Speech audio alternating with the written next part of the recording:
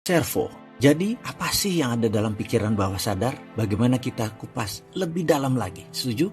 Pertama, ada yang namanya habit atau kebiasaan. Itu ada di bawah sadar. Pertanyaan sekali lagi, apa itu kebiasaan? Kebiasaan adalah sesuatu perbuatan yang diulang-ulang. Perbuatan itu bisa hal yang manfaat, bisa hal yang tidak manfaat.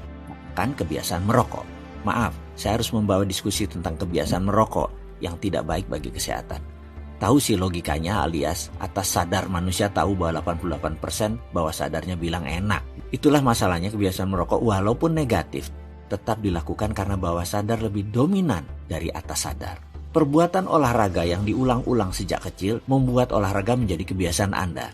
Itu kebiasaan positif dan banyak contoh baik, buruk, benar, salah dalam urusan kebiasaan. Ada hal yang lebih dalam dari kebiasaan. Apa itu? Kebiasaan itu kalau diulang-ulang menjadi servo mekanisme namanya. Apa pengaruh servo mekanisme ini? Hal ini berbeda dengan kebiasaan karena seakan-akan kebiasaan adalah hal dilakukan secara sadar. Misalnya janjian main badminton jam 7 malam, seseorang datang jam 8 karena memang persiapannya telat. Namun kalau seseorang memiliki servo terlambat, dia tahu jam 7 acaranya. Jam 6 dia sudah berangkat dari rumah, tapi salah ambil jalan, lalu kena macet sehingga baru sampai jam 8. Ada beda di sini. Habit, kebiasaan terlambat dengan servo terlambat. Bedanya, habit terlambat sengaja melambat-lambatkan, tetapi kalau servo terlambat, maka seakan-akan semesta yang membuat dirinya terlambat. Ini harus perlahan dipelajarinya tentang servo mekanisme ini. Servo ini kalau tidak tahu kita, servonya servo apa, banyak terjadi hal-hal yang berulang-ulang dalam kehidupan kita. Dan kesannya semesta yang mengaturnya. Maka kita akan frustrasi dengan kehidupan kita.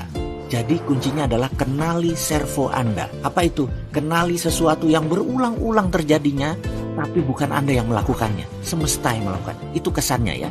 Servo mekanisme inilah yang membuat kehidupan seseorang seperti jalan di tempat atau dikenal dengan sebutan rat race. Tikus yang lari di bulatan di sangkarnya. Dia hanya lari di tempat. Maksudnya bagaimana? Banyak manusia mendapat kesialan di tempat itu saja. Misalnya pembantunya kalau pulang lebaran pasti nggak balik lagi ke rumah. Sehingga dia tidak pernah punya pembantu yang lama. Dia pernah berpikir, oke, mungkin karena sarananya tidak enak. Jadi dia buatkan TV di kamar pembantunya, dikasih fasilitas. Ternyata lebaran berikutnya pulang kampung, pembantunya tetap tidak pulang lagi ke rumahnya. Lalu dia lagi mulai berpikir lagi. Mungkin gajinya kurang besar, yang lain 1,5, dia kasih 2 juta sekarang. Apa yang terjadi? Ternyata lebaran tidak balik lagi.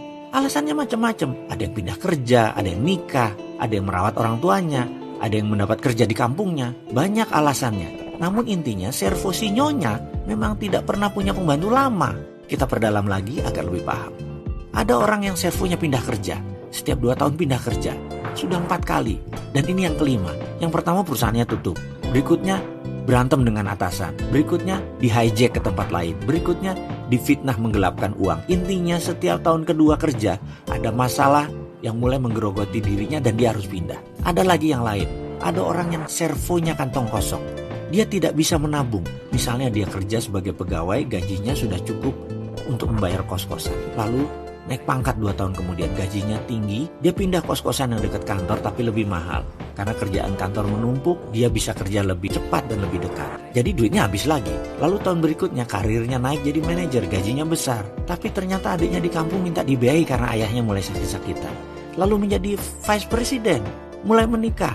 Sekarang posisinya direktur, 20 tahun kerja, gajinya 40 juta, tapi nggak bisa menabung. Ada aja alasan uang itu keluar. Servo kantong kosong ini ada alasan untuk uang tidak menetap di kantong seseorang. Katakan gajinya 8 juta, cicil motor, plus biaya hidup 1 bulan habis. Lalu lebaran dapat 2 kali gaji, ternyata tidak ada sisa buat tabungan. Lalu dapat bonus 2 kali gaji, 8 juta plus 16 juta. Bisa nabung kah? Tidak juga. Ada berita asuransi jatuh tempo, mertua sakit, AC kamar bocor, STNK mati, harus diperpanjang. Intinya duit keluar aja, habis ya begitu saja. Dan Anda mulai dengan video ini, mulai Anda merenung. Jangan-jangan Anda punya servo kantong kosong. Dan itu gak apa-apa karena kita bisa selesaikan masalah itu semua. Tapi Anda harus mengerti apa itu servo mekanisme. Karena servo adalah perilaku yang diulang-ulang dari kebiasaan Anda yang dulu kerjakan. Yang kebiasaan tersebut dengan sengaja diulang-ulang, disitulah terciptanya servo mekanisme. Servo mekanisme bahasa Latin terjemahannya servo atau serve, melayani. Mekanisme adalah sistem mekanik. Servo mekanisme adalah sistem kehidupan yang melayani seseorang. Dan semua ini adalah man-made.